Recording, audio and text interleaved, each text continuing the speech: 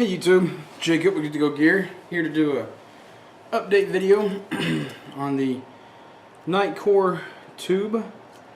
This has been a great keychain EDC light. I really enjoy it. It's very bright. I think it goes up to 45 lumens. I don't know how many that is. It's pretty low, but at night that's fairly bright. And then this one, the brightest, I think it's 45 lumens, and this one is pretty incredible. For such a little EDC light, keychain light, it's pretty impressive. There's one thing about this light that really just pisses me off, and that's that every time it's in my pocket, not every time, let me rephrase, but a lot of the time that this is in my pocket, it'll be on. And I'll come home from work, I'll get undressed, and my pocket's glowing. I'll pull my keys out of my pocket in the afternoon after being at work all day, and it's on. And finally, the worst case scenario happened.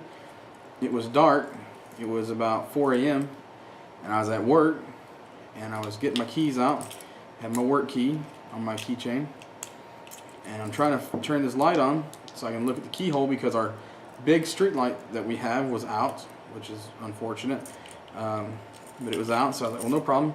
I've got this, kind of walk up the stairs, see what the hell I'm doing, and this was dead.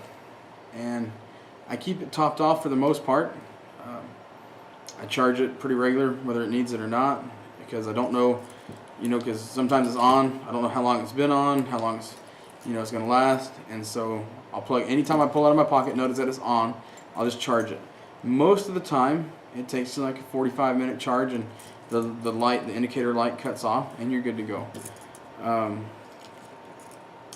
The other day, it was on in my pocket. This was after it was dead, and I got to work that day and I charged it, and it took about, it felt like 2 hours to charge while I was at work to charge this while it was dead. And then the other day I pull it out of my pocket, and again, it's on, so I'm like, damn. So I pull it out, and I go plug it in, and it took it well over an hour to charge that time. As a light, the form and function, I love the rechargeability of it, but as a light, how this power button can be activated with just the simplest of pushes. I don't know if it's when I'm sitting in my chair at work, if my leg bumps against the arm of the chair or something, bumps it on, or if it's when I'm digging for my other keys, or what it is that I'm doing throughout the day, but it cuts this light on. And it's so subtle that I don't notice that it's on. And so this light actually left me in the dark for the first time, and I haven't had this too terribly long, but as far as how it works and operates and looks and feels and rides in the pocket, especially with this new Key Smart bar I've got, I keep the light on there just to have. I have taken the keychain and made sure that this button doesn't rest against it to see if that helps, so that it rides like that, and the button is on the outside. So but I do keep my vehicle keys separate on a different keychain in my pocket. So regardless, as an EDC light, I shouldn't have to worry about it cutting off and on by itself and killing the battery. And that's the first time a piece of my EDC equipment has actually failed me, and it was this Nitecore tube. I can't say the first time, actually. I had the Streamlight Nano light, the one that takes little watch batteries, like $10, a little big light. Same thing. I was home. We had a very dark driveway. We lived out in the country, and there was a fence running along this side, and then our house right here. And I had to pull in and turn into the garage, and I never pulled into the garage, but I parked right here, and it's very dark, and I couldn't see, and I got the Nano out and turned it on, and the battery was dead. But that had been a light for me for 4 years before the battery finally gave out. It had done the same task I was asking it to perform that day numerous times, just like this light. This light has been a great light. It just, the one time I needed it, it was dead. It was so dead even the low one wouldn't come on. It was just dead.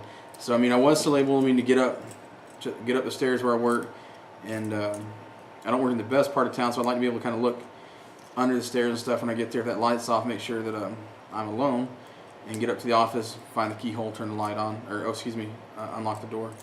So yeah, my one complaint with this is just be cautious that it is a great light, but that it will cut on in your pocket, and apparently it'll run itself out of battery if you don't notice it in time. Other than that complaint of it cutting on by itself, this has been a great light. It's held up well. I've been not soaked to the bone, but I've been drizzled on and stuff. Had this in my hands, had it in my pocket, and I mean, it's held up well to that, with just, I'd say, some light rain, some drizzling or something. I've been camping with it, and instead of busting out my big EDC light out of my EDC pouch, I just used this because it was, you know, I had my keys in my hand, and I just used this light and used it to find stuff, you know, around the fire when I went camping with the scouts, and then to use it, like I said, it worked. Get up the stairs, make sure the door is unlocked. I use it at home, like just if I need a light real quick. Even at work, we were redoing some computers and stuff.